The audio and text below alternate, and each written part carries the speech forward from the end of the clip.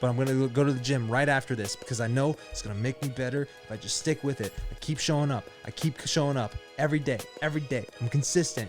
I will hit my fitness goals. I will look sexy as fuck naked. And that's the goal here at the end of the day. Who cares if Bigfoot and UFOs are real? As long as my girlfriend looks at my abs and goes, I want to fuck that man, I'm good, right? I'm good. I got love for the game.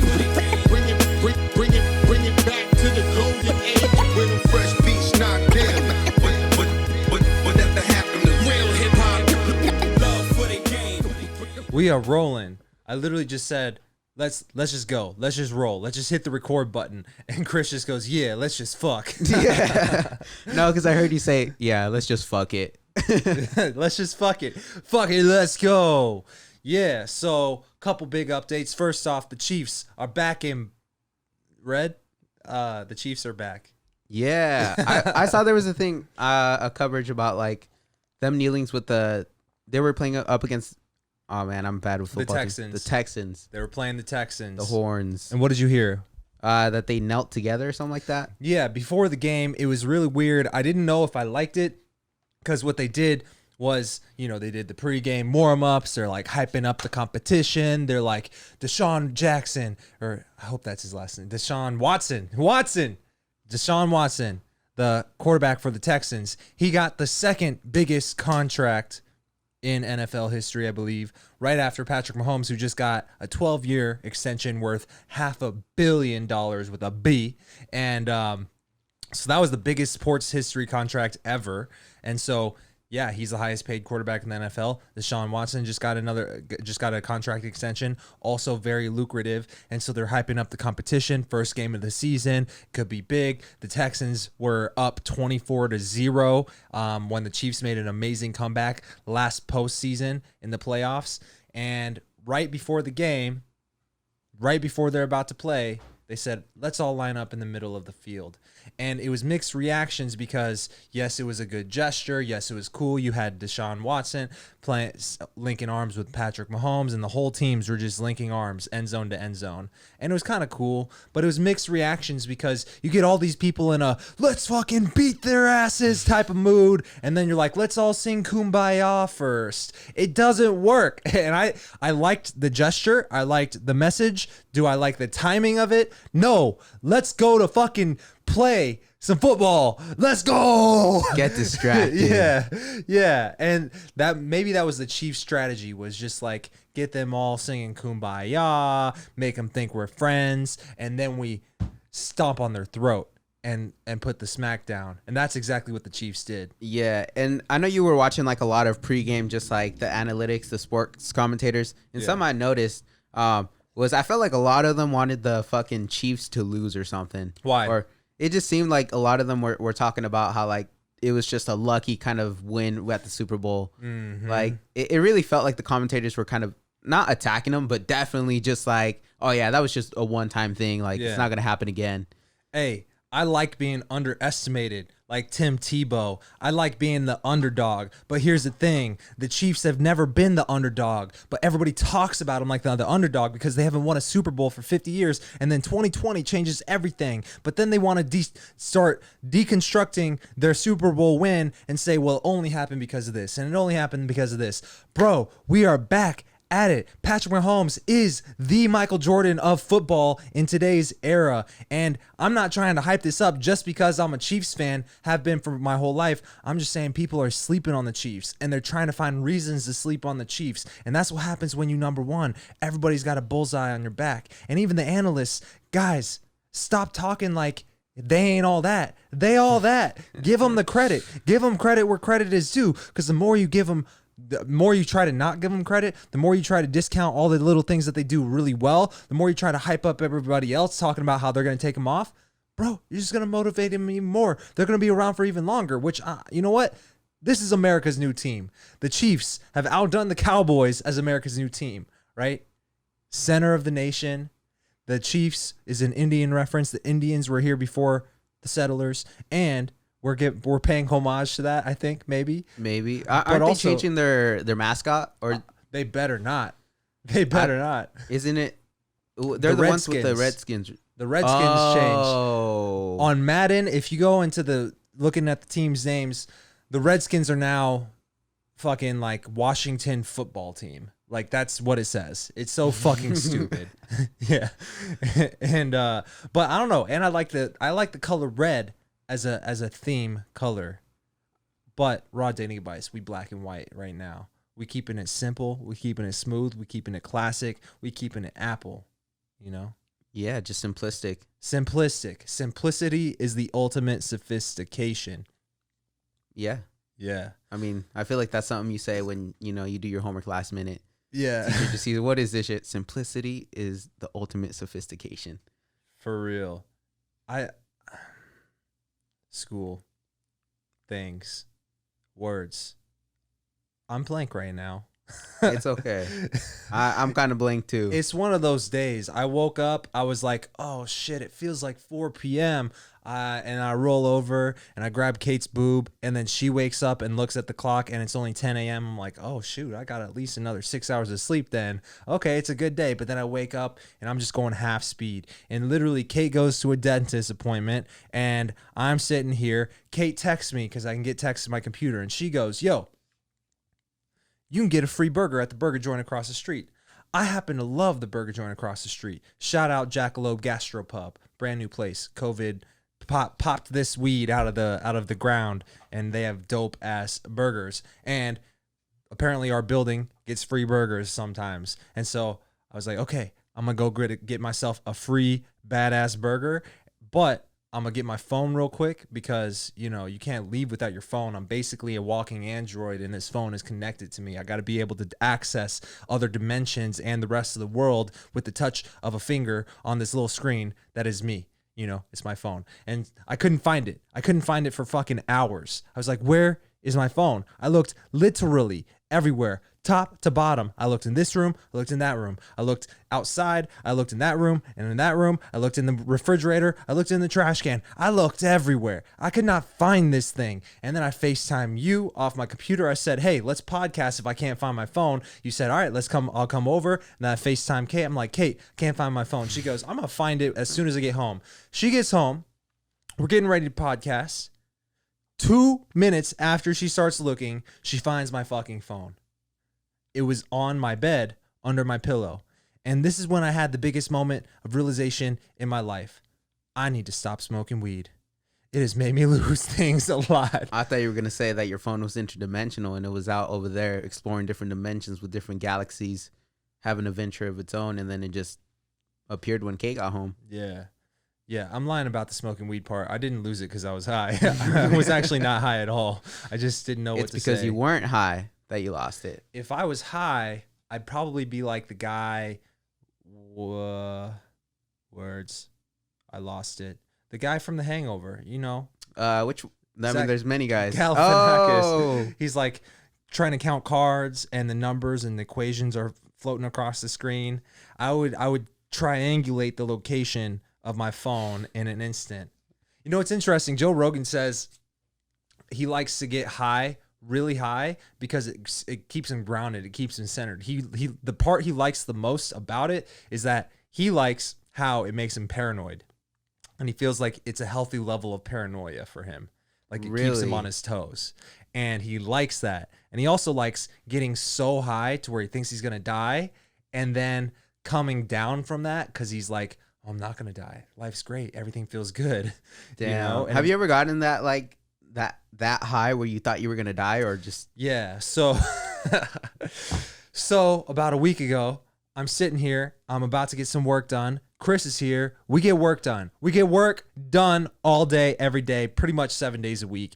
And literally, I eat just half a chocolate bar of an edible. I'm like, it's one of those days. I got my workout in. I'm feeling good. I know what I'm going to do today. I'm going to just bang out this work. Oh, by the way, maybe take an edible at the same time and try to feel some type of way. I rarely take edibles, so I've not gotten the dosage perfect. And I don't even know if I've ever done a perfect dosage to where I had a positive experience on edibles. I'm either not feeling it at all or I'm hella feeling it. And that day, 15 minutes. Normally it takes 3 hours for it to kick in, for me at least, personally.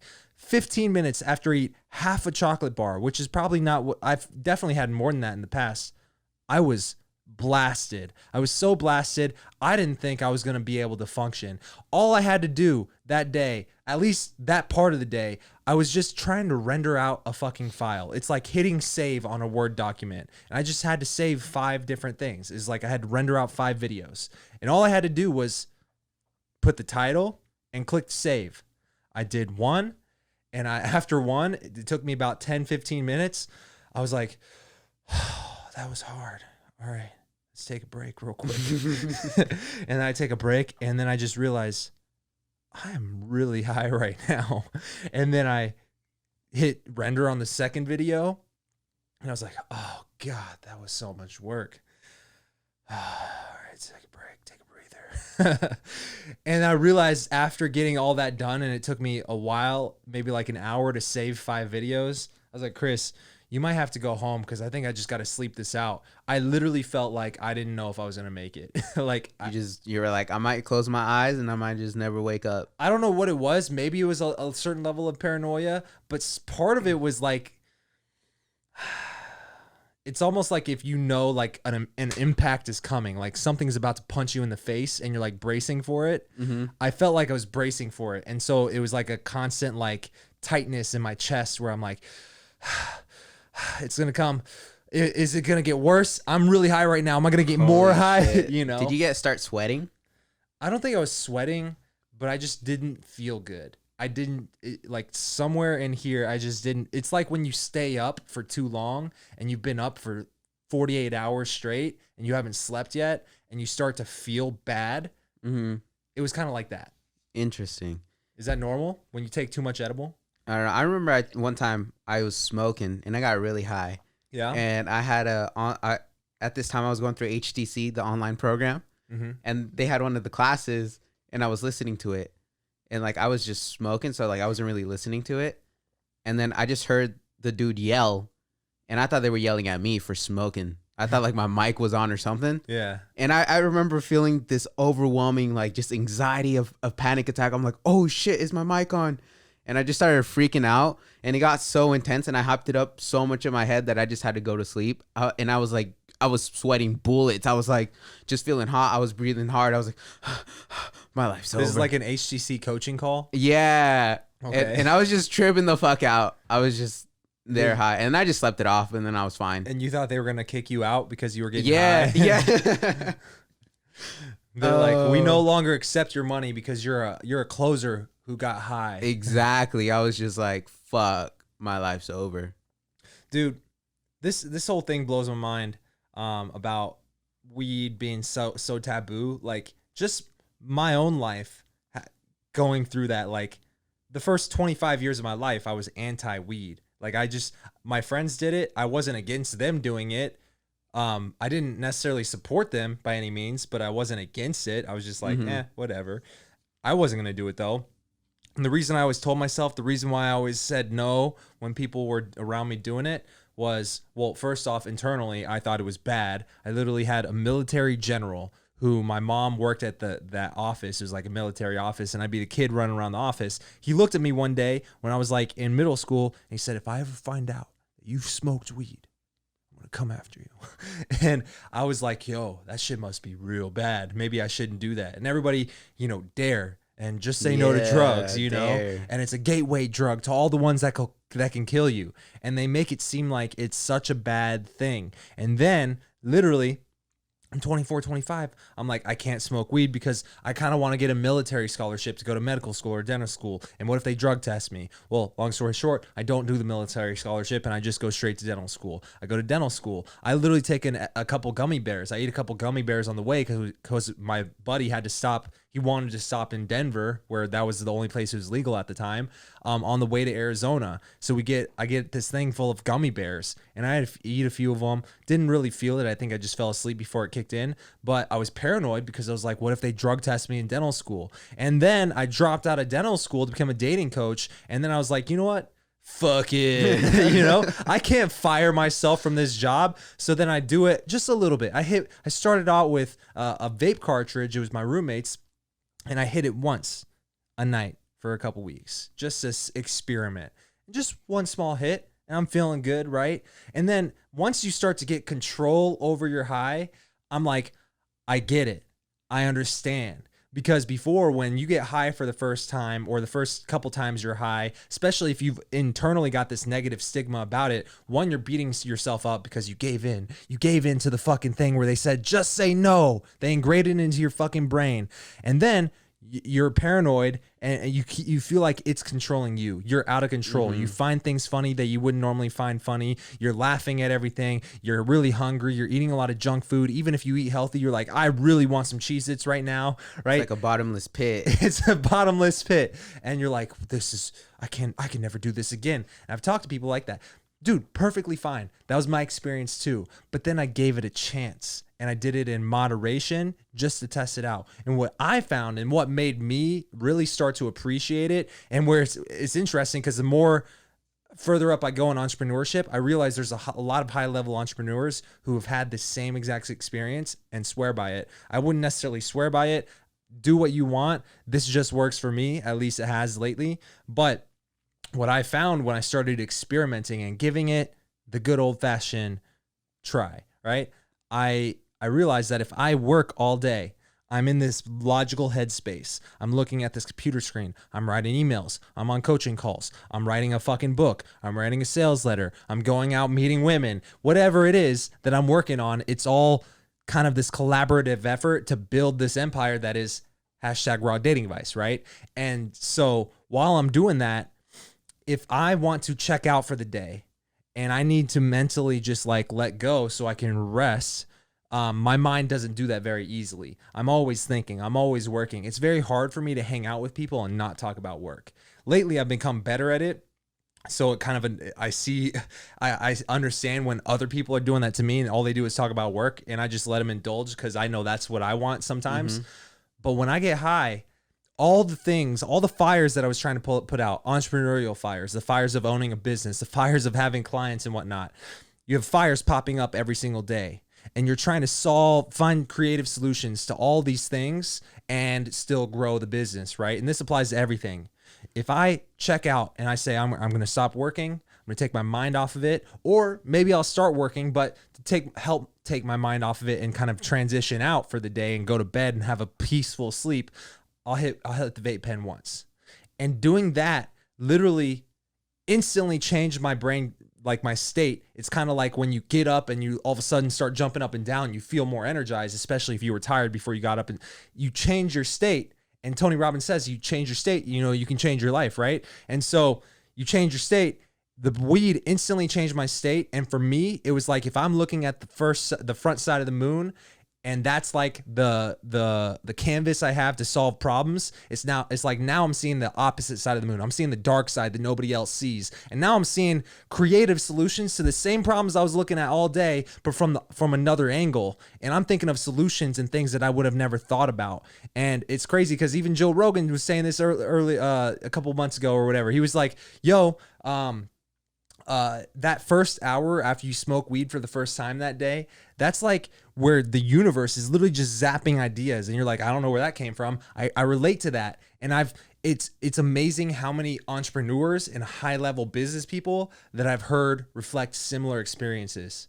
And I don't want to name any names because I don't know if some of these people even know, people know that they smoke a lot, but if they want that information out. Yeah. And what's crazy is one of my buddies, he was actually on the podcast, Daniel Karan, who has this clothing company. And I've even paid him for coaching, just mindset coaching myself.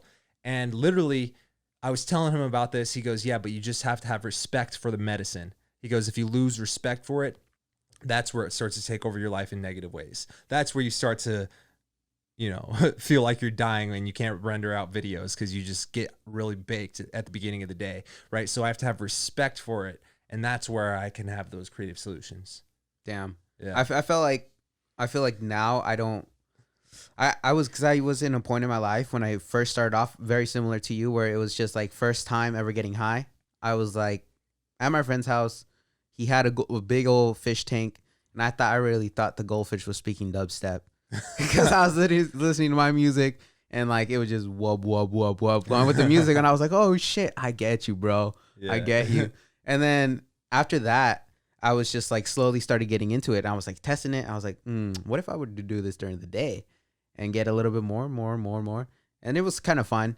But now it's like for me, I like to chase that state, that same kind of like, because weed for me, what it did back then was like really got me out of my bubble. And I was like, yo, if I could do this while I'm high, I could definitely do this while I'm sober. So for me, it was just more or less just like a self-internal thing of just doing it while proving that I can to myself. Yeah. So for you, I feel like you've taken a big step back from smoking or even getting high. Well, what was the reason for that? I don't know. I feel like low key, it was like with that HTC experience. After that, like it just subconsciously was just like in my head, it's like went back to that point of like, oh, it's bad. That's where I feel like the negative association with it. But yeah, because like now I hardly ever, and then even that I even lately, like I've been hesitant to try shrooms or stuff like that because it's like, oh man, I haven't done it in a while. How is it gonna feel now that I go back into it? And but I always sometimes I always get like that feeling before going into it, but I always know after. It's just like what you were saying. After the trip, at least with shrooms or whatever, you get this different perspective. It's really interesting because you get all these different answers like that you wouldn't have gotten otherwise. But at the end of the day, it does come down to like the respect, just knowing yourself, knowing your headspace, and being responsible with it. Obviously, don't be dumb with it. Yeah, have respect for the medicine that it is. And for me, maybe it's an anxiety thing. There's definitely been a couple times where I had a really bad bout of anxiety one day. Chris was here even recently where I had one, and I needed to smoke a joint. And like, that was the only thing that did it. Like, and I literally had to go to the dispensary just to get it, you know, cause I was trying to cut back. But so for me, it definitely helps with anxiety when I have it. Like, cause I don't know if you noticed, but as soon as I smoked that joint, I was like good, you know, and I went from here back down to ground zero. Yeah, I mean, personally, at this point in my head, I just don't think of weed as like a bad thing. I just think of it as it is what it is. It's like taking a supplement for me at this point. It's like I do it for a reason, and that reason supports the mission and the empire I'm trying to build. But other than that, yeah, it's fun in a social setting, but that's not my life. My life doesn't revolve around me just getting high all day, right? And even when I find myself getting high a lot, I really try to take a step back and go, yo, let's get some control over this. What are you doing with your life, right? Yeah. And then is that why kind of you stopped like for a cool minute?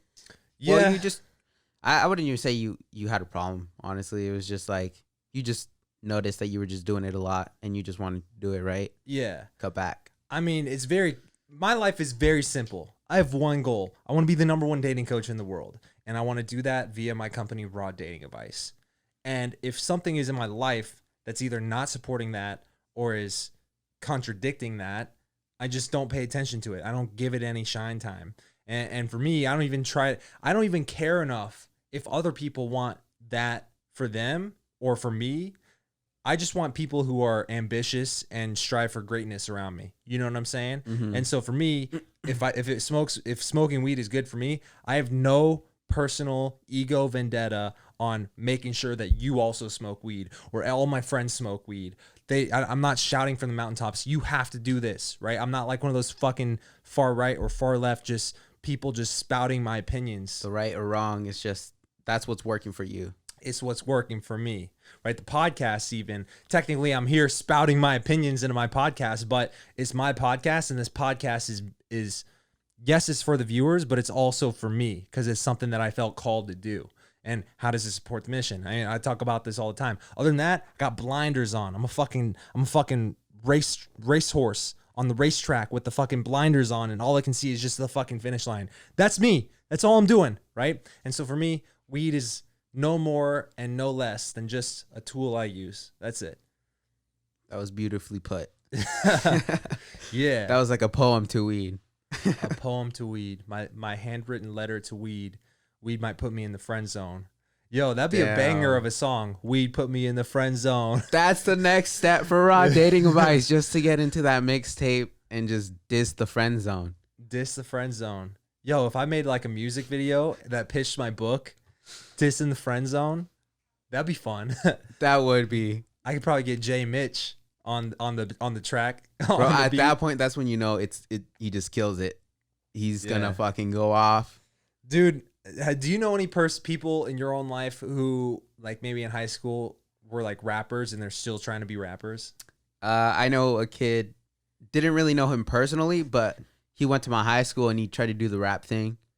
Yeah, it was, I mean, from an outsider's perspective, you know, hey, he was trying, you know. I don't think he necessarily made it. I haven't seen any new music from him. Yeah. But yeah. At what point do you say, no matter what your goal is, I've made it, or I haven't made it and I should move on? At what point do you say I have failed? Like, because the reason I ask this is because in my head, raw dating advice was never going to fail. It was just not a thing that was going to happen. It was going to happen whether it took 1 year or 10 years, you know? That's a good question. And I feel like that's just an answer that only you kind of have the answer to, you know? You got to ask yourself, like, because I feel like there's a difference between not knowing what to do and you just kind of going in that direction. Yeah. Versus you saying, like, a decision from the very beginning, like, no, this is what I'm going to do. And I'm going to say I'm going to do it. And not only that, but I'm going to go out and just fucking kill it. Yeah. Just doing no matter what it takes, you know? Yeah, no matter what it takes. Yeah. I guess the reason, also part of the reason I asked that is because, like, I never want to be the guy who meets someone who, for example, says, I'm a rapper. And I go, oh, interesting. And then if he doesn't hit success, I go, yeah, he failed. And then, like, I don't want to discourage people's dreams. You know what I'm saying? And I feel like the biggest thing I just kind of put into perspective is, like, it's like the obstacles that you face that's really going to determine if you want it or if you just say you want it. Because if you do want it, you're going to do whatever it takes to overcome. And the way I look at obstacles, no matter what I'm facing, is always like, oh, this is a challenge. I get over this, I get closer to my goal. So that's kind of like how I look at it. And it's just more or less of like, well, this is just testing me. Do I want it? Yeah. I feel like that's ultimately, like, if you stop after one hiccup, then were you really serious about it? Yeah. Yeah. I guess the thing that keeps popping in my head right now is the conversation that you and I had last night with a friend of mine, Z, who's trying to make it in the rap game. See, that's a guy who, he's obviously pursuing his dream, but when he describes to me kind of like how he's going to go about doing it, or even, and I don't even need a concrete plan, but just say something to me that makes sense. And most of the stuff that he says doesn't make sense to me. But also at the same time, I don't feel like he's putting out music and he's not putting any effort into getting the music heard that he does put out. But he says to people he wants to win a Grammy. If he was in a room with Kanye, Kanye would be coming to him. Things like this. But at what point do you tell someone like that, yo, your music is not vibing with me, and I feel like it would probably vibe with me if it did this. But I also don't think he's also open to any feedback, and I don't want to ever give unsolicited advice. So at what point do you say, yo, you should either change your strategy or change your fucking goal, or do you just be a supportive fucking person, right? That's kind of the moral dilemma here for me too. I see what you mean. Yeah. Yeah, because I think it is true, like, that unsolicited advice would just kind of, like, I don't know, even though you're coming from the right place, he's not necessarily asking for help. Yeah. And I don't know. That's where it gets kind of tough, and you just gotta, that's on you. Yeah. I don't know. Yeah. What's your honest opinion on all this law of attraction stuff? Because we were just watching a podcast before we started this one where a guy was talking about law of attraction. My buddy Clark, who's been on the podcast, very big on law of attraction. And I've talked about it a number of times, but I don't know if I've ever asked you about it. Maybe I have. We've talked about, like, universe and energy and stuff, but, like, specifically, do you try to manifest your goals? Man, I haven't lately. I've honestly, like, after working with that law of attraction coach, it really left a sour taste in my mouth. You had a coach about law of attraction? Yeah, What with happened? Bob Proctor.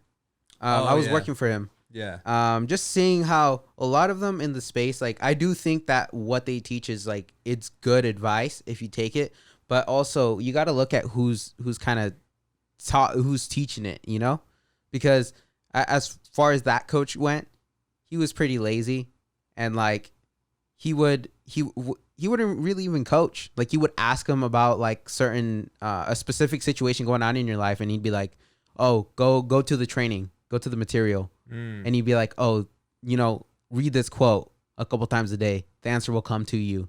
And it's like, at what point does that become like, are you just lazy and don't know what you're talking about? Yeah. Versus like, you know, someone who's actually been through it, who actually uses it.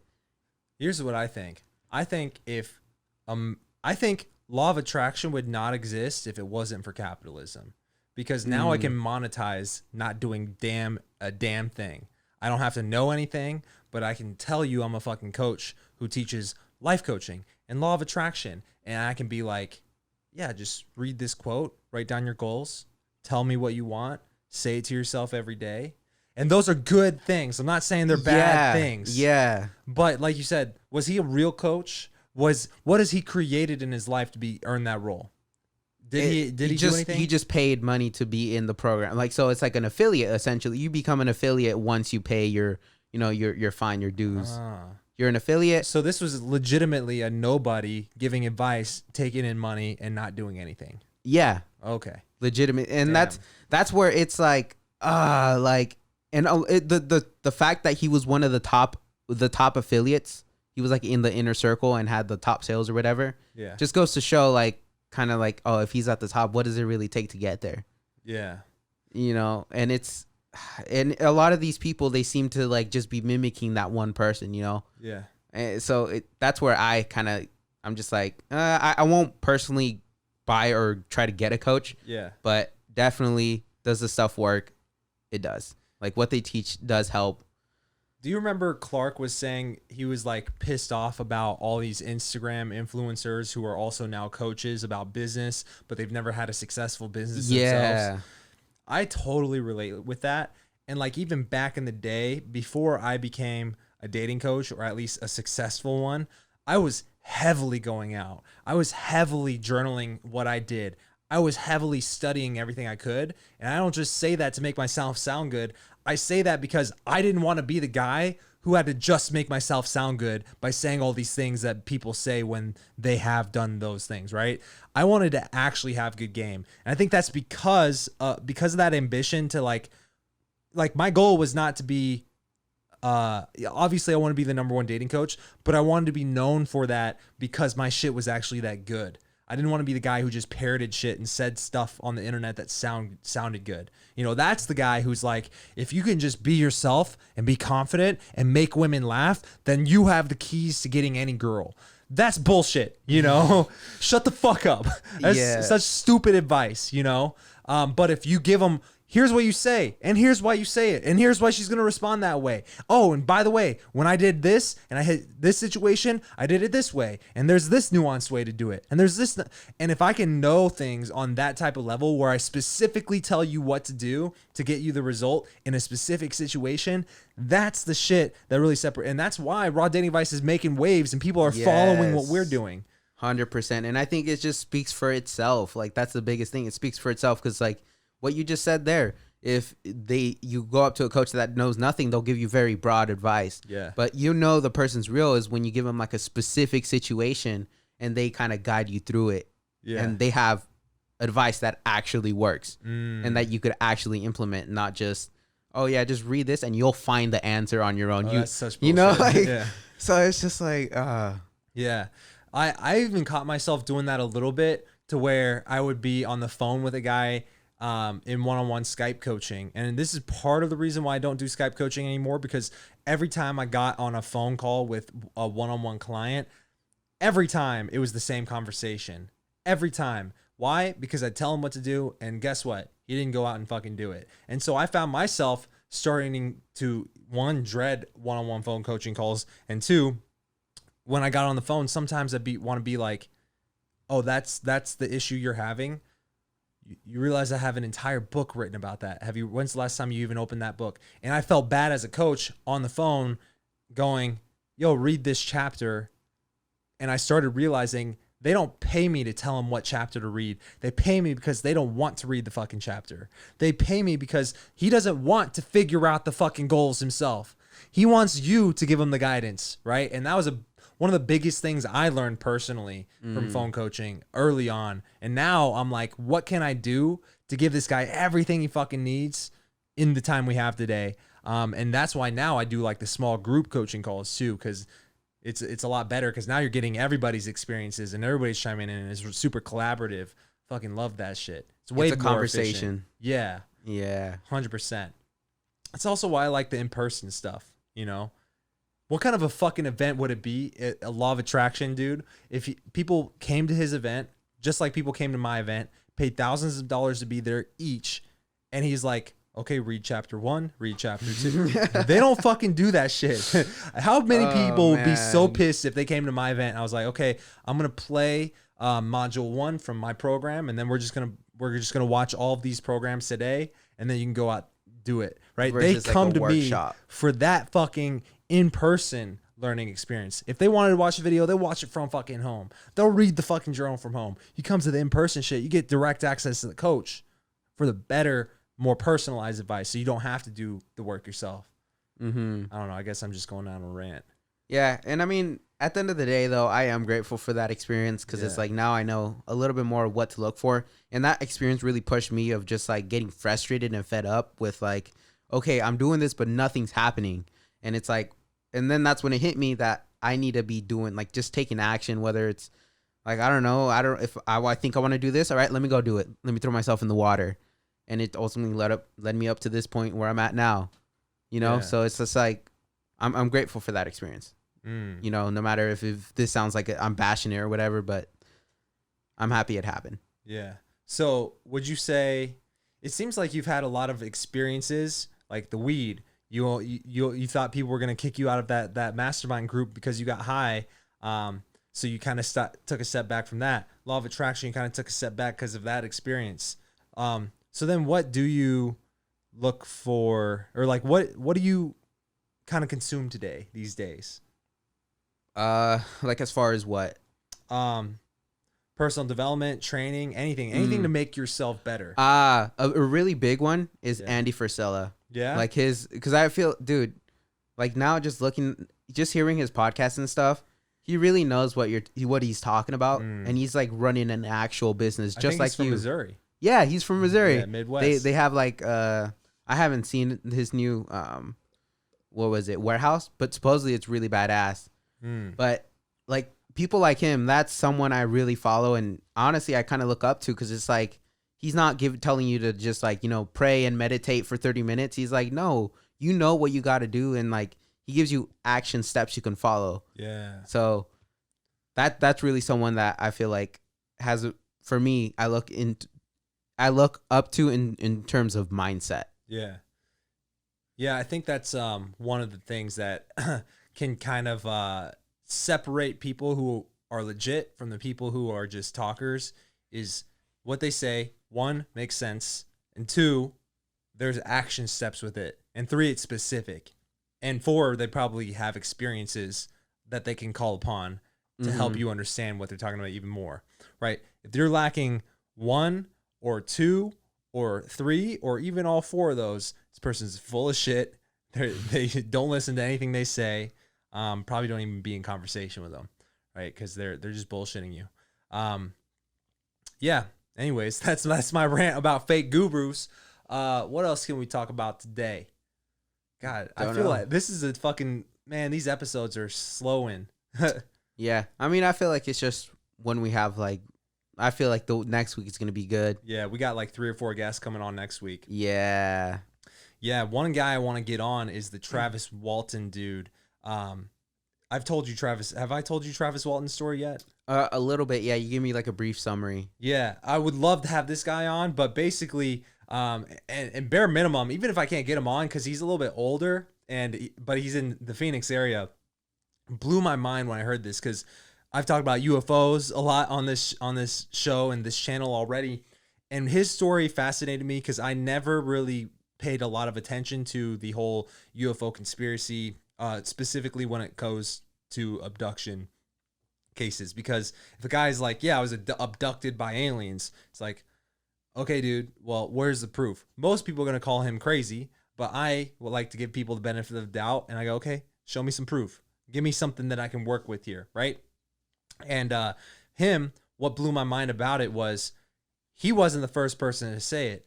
He said it after his friends who witnessed him get abducted, thought he was dead, reported him as this crazy experience happening. They all had the same story. They were all under lie detectors. And the news started saying, these guys clearly murdered their friend Travis in the woods. 5 days later, Travis comes crawling out of the woods like he hasn't eaten or drinking anything for 5 days. He's frail. He has no memory. He doesn't know how he ended up where he is, but he does remember being on a ship. He does remember getting abducted, and his recollection of what he saw is kind of fucking eerie and mind-blowing. And that's where it gets me, because his buddies, his friends, they weren't even his friends. They were his coworkers. Literally were about to go to jail for murder because of this. And then he comes out of the fucking woodwork and corroborates the story that they had. And each individually on lie detectors all have the same story, and none of them were lying according to the lie detectors. Now, yes, you could lie on a lie detector test and have it show up as not lying, but 5 people, the same exact details, the same story, willing to risk potentially going to jail for this shit. I don't know. There's a lot there to it. I don't know if there's any physical proof, but the crazy part is I live in Phoenix, Arizona right now, and this happened in Arizona. And so I'm trying to tell Clark, even anybody who's down, how dope would it be if we went to that fucking spot in that fucking wooded area, that forest where they were working, and just camped out there, you know? Dude, that sounds like fun. That does sound fun. And then someone gets abducted. We all see it. He comes back a few days later. Yo, that's the best 5-day vacation ever. Exactly. Would you ever want to be abducted by aliens? No, I like keeping my butthole just out of the equation. Yeah. I don't want to get probed. Yeah. Are you even curious about that shit? Because I talk about it a lot, but what's your whole take on that? Like, honestly, after you brought it up, I've been more curious, and I just find it fascinating. Yeah. And now, every now and then, I want to see something in the sky. I just sometimes just look up. I'm like, bro, yeah, I want to see something. Yeah. Dude, Brian, who's been on the show a couple times, he's been saying some stuff lately, and I'm like, I don't know how to feel about it. Because one time, we're driving back. It's just a group, it's like me, Clark, Brian, and Bridger. We're in a car. We're driving back from like something. I think we went to like get wings or something. And literally, Brian's like, yo, I want to see something crazy. What are you talking about, Brian? He goes, I don't know, like, if we all saw something just fucking insane happen, how crazy would that be? It'd be so fun. What are you talking about, Brian? He goes, like, a fucking hand just pops out of the fucking ground, and it's like huge, and then it's just smashing shit. I was like, are you, what? And I'm like, this is what Brian thinks about at night. And then literally I saw him again like 2 weeks later, and he goes, I literally pray. Guys, you don't understand. I pray at night that I'm one day out with all my friends and something really fucking insane happens. Like, hopefully none of us gets hurt, and I hope it doesn't happen to like me, but if something crazy happens, like someone gets shot, I was like, dude, why are you putting that shit out there? I don't want to be around you if someone's getting shot up. You know what I'm saying? So I don't want to attract that shit in to my area. But man, I guess the lesson I took was people are fucking bored, you know? They're just bored with their everyday life. They're bored with their business. They're bored with their work. They're bored with their girlfriend. They're bored with the fucking dog. They just want some crazy shit to happen. And how crazy would it be if a UFO just zip and said, hey, we're from the Andromeda Galaxy, from planet XYZ 492 Pussy Wop. Yeah. and they just like blow your fucking mind. Like in an instant, everything you thought you knew has instantly changed. I think that would be crazy, but only if it's not like negative. You know what I'm saying? Like, I don't want anybody to die. Yeah. I feel like not to that extreme, but I've definitely been more open to like, I just want to go out into whether it's a haunted house or something and just like explore. Like I want to see that I don't know, maybe it is just because I'm at home bored, but like I want to go do some, explore, see what happens, and just experience some shit. Yeah. Well, I mean, technically, we had a whole podcast about us talking about paranormal stuff. I feel like I would want to see another paranormal experience happen, but only for the sake of me verifying once again, hey, that happened and I wasn't crazy when it happened. You weren't crazy. Specifically, the one thing, oh shit, I don't know if I told you about this, but the story I told on the episode where we went deep on paranormal stuff that has happened to us, like literally where I talked about that lady who was digging a hole and literally she pulled up a boy out of the hole and he brushed himself off and then they both like looked at us instantly and we ran away. I was talking to my friend Bobby in Kansas when I went back about that. And we were both so baked and drunk because we just played 18 holes, drinking beers, taking edibles, you know, and it was vacation, you know, so what else are you going to do? And so I bring it up because apparently he had heard that episode where we were talking about it. And I was like, yeah, man. So let's be real. Do you remember that shit happening? And he goes, man, I don't know. I guess I do kind of remember seeing a lady. I'm like, yo, I remember every detail about this. And I've written, like, every time I got a writing assignment from middle school all the way through college, if it was creative writing and I could choose what I wanted to write about, I would recollect the details of that almost to, like, see if my story stays consistent and try to keep my memory from 8th grade the same story as I tell today, right? And it's never changed. The story's never changed for me. And I don't know if you remember, but the only reason we went up and looked for that lady in the first place is because he said he had seen a lady laying down under ice when it was snowing and he was sledding over there. Yeah. So I thought he had made that up. And even to this day, I thought he was making that part up just to like, just get us fuck to with go you up. guys. Yeah. Well, he said a couple weeks ago, and now we're 30 and we're not 7 anymore. He's telling me, I don't know, man. I don't know what I remember, but I do remember there being snow, and I remember seeing a lady around snow. But when we went up there, it was not snow. It was like daytime. And so that was like the thing that got us to go up there. And yeah, that was crazy. And I don't think he remembers the boy, but even when I'm like, yo, how do you not remember this?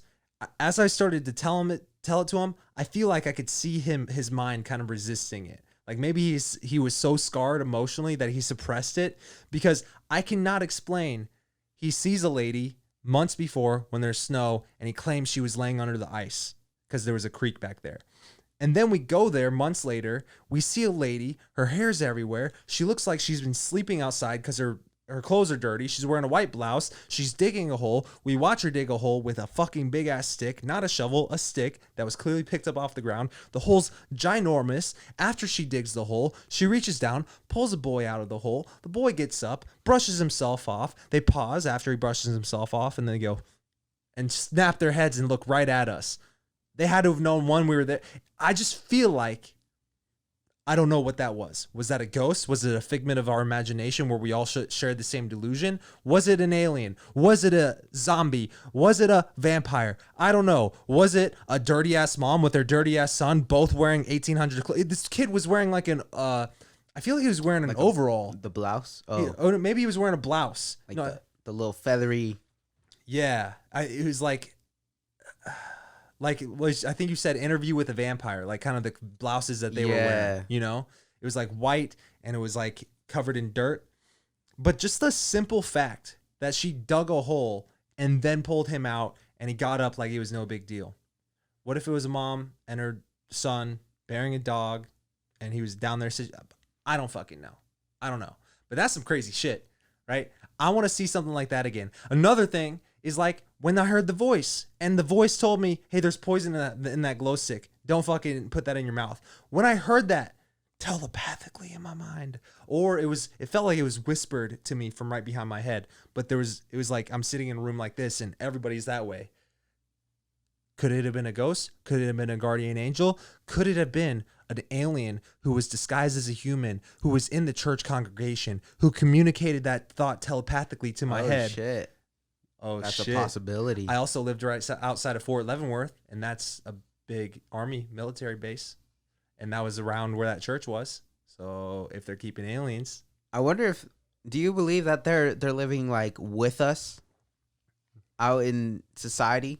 I don't know what I believe. Here's what I believe. I believe the government knows more than they're leading on. What blew my mind, I saw this on the show Unidentified, and is hosted by Luis Elizondo, who ran the UFO program called ATIP for the Pentagon, and he left the Pentagon. He retired from that career because he wanted to start disclosing this stuff. So now he works with Tom DeLonge from Blink-182, and now he has that show Unidentified, and he's the reason why the Pentagon released the Tic Tac video, the gimbal video, and the Go Fast video, the 3 UFO videos that the Navy pilots took. So he's the one who brought those out to public. I feel like he's not letting on how much the government knows, or because on that show, it seems like all he knows is these videos. And he's acting like he doesn't know if they're from outer space. He doesn't know if they're human. He doesn't know if they're Russian. He doesn't even know. He just knows we can't explain these. And if we can't explain them, we got to make sure it's not a threat to the U.S., right? Okay, that's cool. I feel like the government knows more. I feel like let me restate this. I feel like either he knows more than he's leading on, or he doesn't know anything and someone in the government knows, and he's kind of like a face to be like, yeah, we don't know anything. Because he's acting like that's all they know is those 3 videos. But what also blew my mind is in his show, he also talks about they went back to the people who were running the radars, the people who are on the fucking team of the pilots who got the videos and whatnot. And they tried to go back and get the videos and like the records, and they were completely wiped. Like the radar records and all that, all of them erased. And the people who run those machines every day, that's their job, they're like, that's not supposed to be possible that those files are gone. It's just not, there's no way that they would not be there. And it was just like those files. Yeah, and he doesn't know where they went. So if he's the guy running the program, working for the UFO the Pentagon, and he doesn't even know where those went, then someone in the government knows where they went. And if those are truly disappeared and wiped from their files, then someone's trying to keep it a secret deep in the government. Someone who also has access to the fucking radar thing on the ship. You know what I'm saying? That's the deep state. That's the deep state? Is that what they call it? That's what I'm calling it. I don't know. If that is a deep state, and the deep state did wipe that, then the deep state does know something that we don't know. And they know something that Luis Elizondo doesn't know. And if they know something that we don't know, what are they trying to keep secret? That's where I'm at. What are they convoluting? Yeah. Well, Clark was trying to tell me he went on a UFO tour. I was telling you about this. And he said, in Sedona, you can go on UFO tours, and this private tour guide will take you out, and you'll have these military-grade binoculars that are night vision. And I had some night vision binoculars that I bought for $200 at Walmart. They sucked ass. I couldn't tell the difference between a star and a fucking airplane that was right above me. They all looked like blobs of light. But these military grade ones are not like digitized image like the cheap ones like I had. They are infrared beams, you know what I'm saying? And so I've heard Mike Shower, who was on my podcast, one of the first guests, literally said, he told me he went on this and he saw some UFOs because it's like a business. And if a business is going to be a business, then they got to guarantee that you're going to see something, or else most people are going to want their money back. Right. So he went, and I was like, tell me you saw something. Like, did you actually see something for $100 or $200 or whatever? Mike Shower said, with these binoculars, you could see lights, you could see stars, you could see the satellites passing overhead, and you could see these fucking things zipping around like this. Right. And they say those are the UFOs. In my head, I'm like, lights, okay, whatever, cool.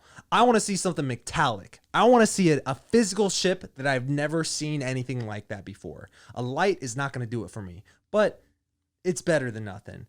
And I was like, okay, I guess it's kind of cool. It's kind of like if you go into a haunted house and you have a seance and like the table moves, and who knows if the table actually moved because of the ghost, you know? Clark goes literally like 2 weeks ago, goes on a similar tour. I don't know if it's the same lady or not. And the whole time they're driving up to this place where they're going to observe these things, she's telling Clark all these things that as he is telling it to me, and as his girlfriend who was with him is telling it to me, it's blowing my mind, because literally it's connecting a lot of dots on like random research that I've done. And when I say research, watching UFO documentaries on Amazon Prime. I'm a researcher. What's that website that like CIA.gov? No. Where you guys are subscribed to? Go. Oh, Gaia. I'm not subscribed to it. I did a free trial, and the shit they were saying was too crazy for me to even entertain. Like, but I guess the further you go, you might start finding things that might start to support what they were saying there. But it's so insane to me that I was just like, I get the vibe that these guys are full of shit. And because it's all behind a paywall. So I don't know. To each his own. But I canceled my subscription because I was like, I'm not going to waste my time watching this shit. Because it's not just the UFO stuff. They have anything woo-woo that you can possibly think of on there. Like Bigfoot, Sasquatch. Like, it's basically sold as like a spiritual Netflix. So it's like Netflix, but it's super spiritual stuff. So law of attraction, quantum physics. Yeah, anything that's very woo-woo on top of aliens and stuff. But a lot of the stuff on there is really interesting. And a lot of those people are researchers. But the stuff that I'm skeptical of is, who's this motherfucker who I've never seen before? He looks like he's an actor who's getting off on this shit and literally saying the craziest shit. Like saying that when you die, you are a light being in your body, and your light being gets zapped up to the moon, which is like basically a jailhouse, a storehouse, that's like an artificially intelligent satellite that kind of like brings you back to the source of the universe. Like, what the fuck are you saying right now? Right? Anyways, so literally Clark goes on this, and it was the same experience. Apparently they saw lights zipping around, and those were the UFOs. But I don't know. I would want to see it myself. Like something more defined other than just a light zipping around. Yeah, like even Brian's sighting, I feel like Brian, which we talked about on the first episode that he was on, it was like the second or third episode of this podcast ever. Literally, I showed the clip of the UFO he saw because he got it on his phone. And yes, while it does look crazy and it looks like a light I have never seen before, they are concentric spheres, which within concentric spheres, shrinking and getting bigger and zipping around.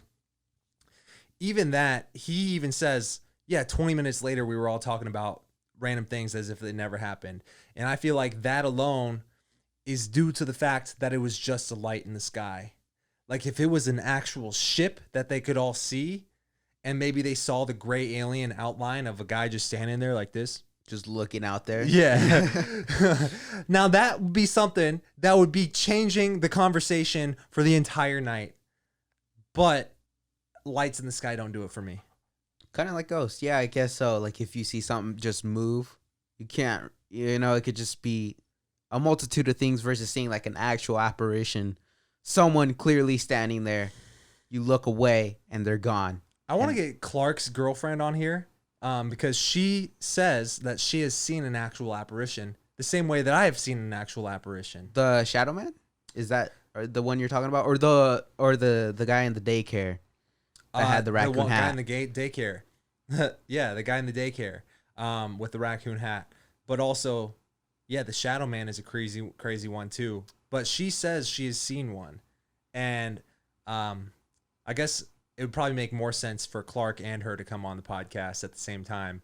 Because I only know her through Clark. But I would be interested to hear her experience with that kind of stuff. Because I don't think was into UFOs and aliens until she started dating Clark. And then they went on the UFO tour. And after talking to this lady, she's all about it. Like she was, those conversations where I'm trying to tell a story and then Kate, who maybe experienced the same story, cuts me off and she's like, no, stop it. I'm going to tell it. You remember when Kate does that shit? That's what Danny was doing to me with what this lady was saying about UFOs. So Clark wasn't even telling me this. And I was like, oh, if Danny is this amped up about it, then maybe there's something to it. And then I think I brought up ghosts around her. I was like, hey, do you believe in ghosts? And she goes, yeah, I believe in ghosts. I've seen one. And that was like the second time she's seen it to me. And now I'm curious to hear the story. But another thing that gets me is like, because I asked Clark about this. I was like, all right, does this lady believe in Bigfoot? What else does she believe in? Because I would believe her more if she was like saying, this is true, this is not true. This is true, this is not true. But if she's like, this is true, and this is true, and that's true, and aliens and Bigfoot, now I believe her a little bit less. But I guess I would have to experience it myself. You know what I'm saying? Unless they're all true. What if they're all true, bro? That's crazy. Do Yeah. you believe in Bigfoot? Sasquatch? No. Big man in the mountains? No. I don't believe in Bigfoot. I have no reason to believe in Bigfoot. I believe in Bigfoot as much as I believe in the Loch Ness Monster, which I don't believe in. Because what is their evidence for the Loch Ness Monster? A log. One picture that looks like a log, you know? Bigfoot looks like a fucking man in a gorilla costume walking through the woods. What if that was just someone's job? The government hired someone, just put on this giant just ape costume and just walk around the woods fucking with people. It was me. You heard it here first. I am Bigfoot. I'm coming out officially. Bro. Weight off my chest. Anyways, I kind of want to cut the episode here, you know. This is one of those episodes where we got guests coming on next week, and so we were just kind of coming on bullshitting. But I want to stay consistent, and I want to constantly show up for you guys. And I know the way to making this podcast the great podcast I know it can be is consistency and powering through. There's going to be days just like today. I don't feel like going to the gym, but I'm going to go to the gym right after this because I know it's going to make me better if I just stick with it. I keep showing up. Every day. I'm consistent. I will hit my fitness goals. I will look sexy as fuck naked. And that's the goal here at the end of the day. Who cares if Bigfoot and UFOs are real? As long as my girlfriend looks at my abs and goes, I want to fuck that man, I'm good, right? I'm good. And so, yeah, we showed up today. Hopefully people got some value out of it. Hopefully people sat back, relaxed, and enjoyed themselves some R&R. But we got... What we got coming on hopefully in the next week or so, we got a guy who used to play professional soccer who also is now in town as an entrepreneur, crushing it, and he's going to be on the podcast. We got a guy, Faraz Khan, coming back on because he just recently moved to Scottsdale. In person? He'll be here. I'll try to talk. Clark is wanting to come on, but I'm going to try to talk to him into bringing Danny on too. And then I'm trying to get Jay Mitch on, who's a rapper in town who when you hear his song, he's not like the typical guy who goes, I'm a rapper. And you go, oh God, not another one of these guys. You listen to his song, you go, oh, this guy's a fucking rapper. Yes. You know? So I'm looking forward to having him on too. And also I'm trying to put in the work to get Travis Walton, make that first official podcast with Travis Walton. I don't know if he's ever done a podcast before, but I would love to pick his brain. And I'm also a good judge of character. So I would love to also read him and see, does this man at least believe what he's saying? And do I think he's crazy? Is he the type of person who believes in all this other shit too? Or is he legitimately a guy who just got abducted by aliens? And guys, if you're listening to this, all 2 of you, all 20 of you, all 191 the last time I looked of you, pretty soon that'll be 191,000 and then 1,000,000 and then 200 and 191. Yeah, exactly. A third of the world's population. 1,000,000,000 trillion billion people. Yeah. Go out and look up on Amazon Prime. I think it's called Travis is the name of the documentary. The stuff he says he saw on this flying saucer is creepy as fuck. I'll just leave it at that, and hopefully we can finish the story when he comes on. When I get him on, I'll get him on. Anyways, guys, we'll see you guys next Saturday for some more on Relentless. Peace out. Peace.